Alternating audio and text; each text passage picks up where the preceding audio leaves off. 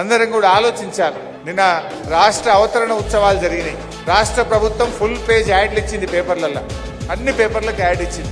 మీరు యాడ్ చూడండి ఒక్కసారి, మీరు గమనించిందో లేదో ఇంటికి పోయినాక నిన్నటి పేపర్ తీసి చూడండి.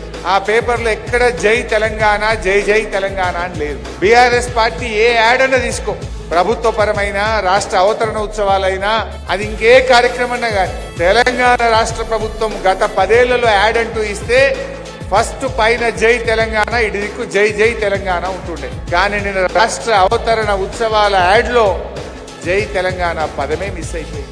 ఆ రోజు సమైక్య రాష్ట్రంలో జై తెలంగాణ అనే పదం నిషేధించబడ్డది. కానీ ఇలా రేవంత్ పాలనలో కూడా జై తెలంగాణ పదం మాయమైపోయింది. అంటే కేసీఆర్ లేకపోతే రాబోయే రోజుల్లో తెలంగాణ సోయిని వీళ్ళు ఖతం చేస్తారు, తెలంగాణ హక్కులు ఖతం చేస్తారు, కుట్రలుంటాయి.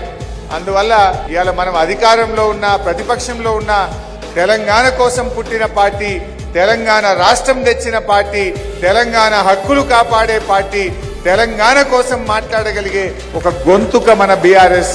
అందువల్ల ఈ బీఆర్ఎస్ అనేది రాష్ట్రానికి ఎప్పుడు కూడా చాలా అవసరం.